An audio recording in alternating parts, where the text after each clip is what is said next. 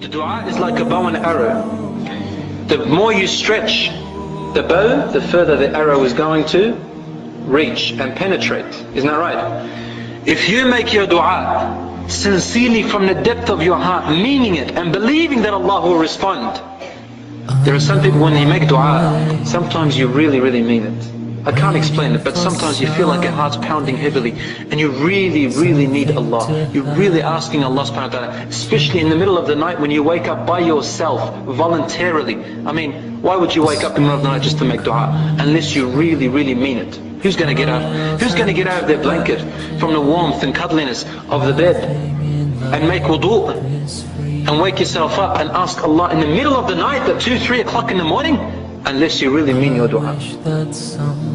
The more you mean it, the further your dua is going to reach. And so here the Prophet ﷺ says now, he says, the qadar will be coming down from the skies, from the heavens. Qadar is what's going to happen to you. For example, you're going to get sick. The qadar comes down, that you're going to get sick.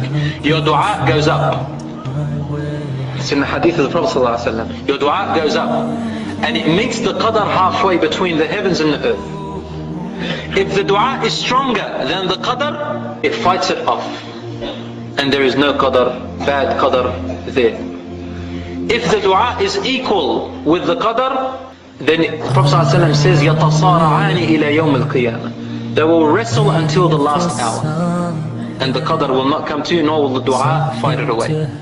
And if the dua is weak, the qadar will reach you, but weaker than it was before. So if you are going to be afflicted with a bad illness, it will rather be halved and you will get a simple sickness, such as a flu, for example, instead of a major virus, instead of cancer, for example.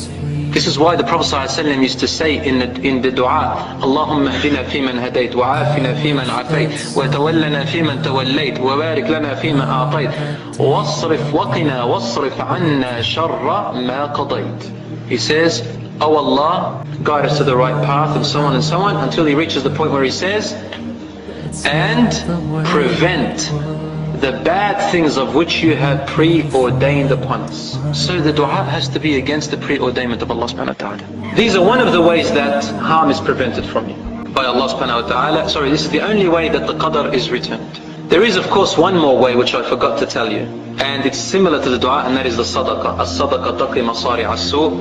When you give sadaqah, it also prevents bad misfits from happening. So there's a second one as well. Brothers and sisters in Islam, when a person makes dua, you're not allowed to make partners with Allah subhanahu wa ta'ala in your dua. Some Muslims, they think that they are making dua properly, but they are in fact making shirk in their dua, and this is one of the reasons why your dua is not accepted. For example, some people in their dua, they call upon Prophet Muhammad sallallahu alaihi wasallam. How? They say, oh Allah, I ask you through your messenger Muhammad sallallahu alaihi wasallam. Or they say, oh Muhammad sallallahu alaihi wasallam, oh Muhammad, in your love I ask Allah. Oh Muhammad, through your love ask Allah for me. This is all called intercession. The Prophet sallallahu alaihi wasallam has died, sallallahu alaihi wasallam, and he cannot benefit anymore. This is haram. This is haram intercession. If the Prophet ﷺ was alive, yes, you can ask him to make dua for you and it is alright. But the Prophet ﷺ can no longer benefit. And if you ask Allah through the Prophet ﷺ like that, you are making a haram intercession. You can say, oh Allah, if you know that I love your messenger, or if you know that I have followed your messenger, then respond to me. You're allowed to ask like that, because you are still asking Allah alone. But you're not saying, oh Allah, through your messenger. Some people when they make dua, they mention their Sheikh's name in their dua. Oh my Lord, in the love of CD so-and-so, my Sheikh so-and-so. This is also intercession. It's haram. What's the difference between that and a person who goes to the priest? So we have to ask Allah mukhliseen, sincere only to Him. Allah subhanahu wa ta'ala, wallahi brothers and sisters, every time I talk about this subject, I remember all the supplications I made to Allah subhanahu wa ta'ala when I was younger and when I was old. Every one of them got responded to, whether early or later. But wallah, I even asked superficial things and Allah subhanahu wa ta'ala did respond to them.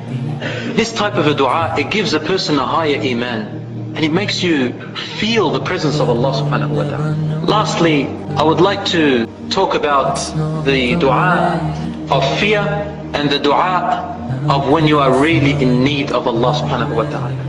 Allah responds to you, especially when you are in need. And I'd mention here 6 or 7 ways or 7 times that Allah subhanahu wa ta'ala responds to your dua and it will never be rejected. Number 1, immediately after the salat al-fard, immediately after the compulsory prayers, Allah subhanahu wa ta'ala responds to the dua. The only difference is that the Prophet ﷺ did not lift his arms up after the fard salah, but he used to make dua after the prayers. The fard salah, Allah responds. Number 2, in the last third of the night, في الثلث الأخير من الليل, the last third of the night before Fajr, Allah responds. In the hadith it says Allah descends to the first sky and He calls out specially, who is there asking me so I may respond to him? Who is there supplicating to me so I may respond to his call? Number 3, the dua of the oppressed. If you are oppressed by someone, mazloom, then the dua al-mazloom, the dua of the oppressed, is accepted. Someone wronged you and they did a dua against you. Someone wronged you and you did it. If you wronged someone and they did a dua against you, you're in big trouble. There is an hour during a Friday in which the dua is also accepted. We don't know which hour it is, but there is an hour during the Friday which the Jumu'ah, when your dua is also accepted according to the hadith of the Prophet ﷺ. The dua of a person who is afraid, fear, the dua of fear, when you're afraid of something, you make dua, Allah responds. And the dua of the needy, when you are extremely in need, Allah responds to your dua. And the dua of the traveler who is on a travel, his dua or her dua is also accepted. This is something specific in the dua. Otherwise, generally Allah subhanahu wa ta'ala accepts every dua, but these ones in specific, you've got to be careful. There is also a time, an hour during the day where Allah subhanahu wa ta'ala also responds to your dua. We don't know which one that is. It's according to the Prophet ﷺ's hadith where he says, do not make dua against yourself in bad, nor make a dua against your money, nor make a dua against your family or your children, lest you may fall into a time in the day where Allah is responding to the du'as and He will respond to that dua. There is a story about a mother. She made a dua against her son because he gave her a hard time. Especially the mothers. Especially the Arab mothers, because they make a lot of dua against their children. And I come from an Arabic background. Whenever they get angry at their children, they make the worst du'as you've ever heard of. I can't even say in here in front of you. They don't mean it, but they say it. For example, may Allah curse you. May Allah open the ground and swallow you. Things like that. May Allah split you into pieces. This particular mother got so angry at her son that she said to him, I ask Allah that a car runs you over and a man comes in the door, knocks on the door and holds you in his arms with all your bones broken. Yes, I heard of this story. And wallah, exactly that happened. A man knocked on her door, your son got run over. You may ask a dua in an hour which Allah subhanahu wa ta'ala is actually responding. Allah subhanahu wa ta'ala says, and man always hastens in their dua to make dua in bad, intending good, and man is very, very quick. Don't make bad du'as. The dua of the needy. And I ended here with a hadith from the Prophet ﷺ telling us a story of one of his companions. I forgot his name, but he's one of the companions of the Prophet ﷺ. He says, I was a merchant who used to go through one city to the other as a tradesman. And I used to pass through this valley.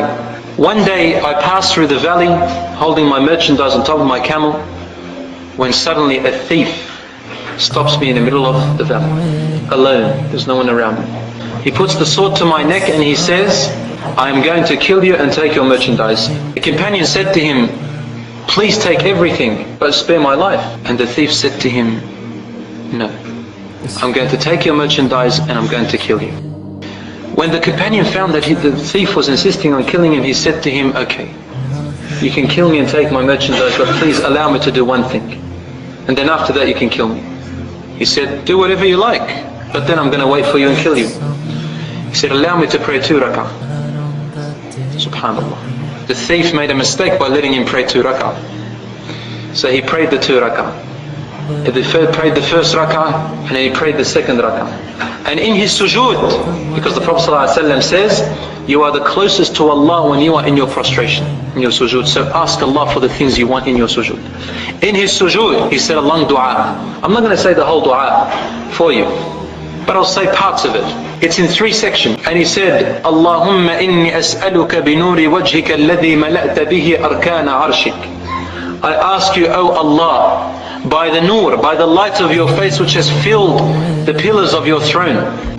And then he began to ask him by all his names, by his names, and by his wonderful character, by his wonderful attributes. And finally he said, O the one who responds to the dua of the one in need, Ya mujib al-muttarri idha da'an. O the one who responds to the one who really needs him. He says, save me from this thief. Khalisni min hadha al-lis. Save me from this thief. And then he said 3 times, Ya mughithu aghithni, Ya mughithu aghithni, Ya mughithu aghithni. Oh the one who saves, save me. Oh the one who saves, save me. Oh the one who saves, save me. He said he did not complete his dua. Then all of a sudden he is the galloping of a horse racing so quickly and so fast. On the top of that horse was a man, a warrior, and he had covered his face with a sword in his right arm. The thief looked at him before he could do anything. Whack! He chopped and slit his throat, and the thief died. The companion looked up and he hugged him and kissed him and he said to him, Barakallahu feek, may Allah bless you. Where are you from and where did you come from? How does Allah subhanahu wa ta'ala send you to me? He said, I am a malak, I am an angel, min as-sama' al-rabi'a, from the 4th sky. Da'awta bidu'a'ika al-awwal. You asked Allah in the first part of your dua, and we heard you. Then you asked with the second part of your dua, and the sky shook. Then you asked in the 3rd part of your dua, and we raced to Allah. So I raced and beat the other angels to Allah subhanahu wa ta'ala and said, Ya Rabb, send me to save him. And so Allah allowed me.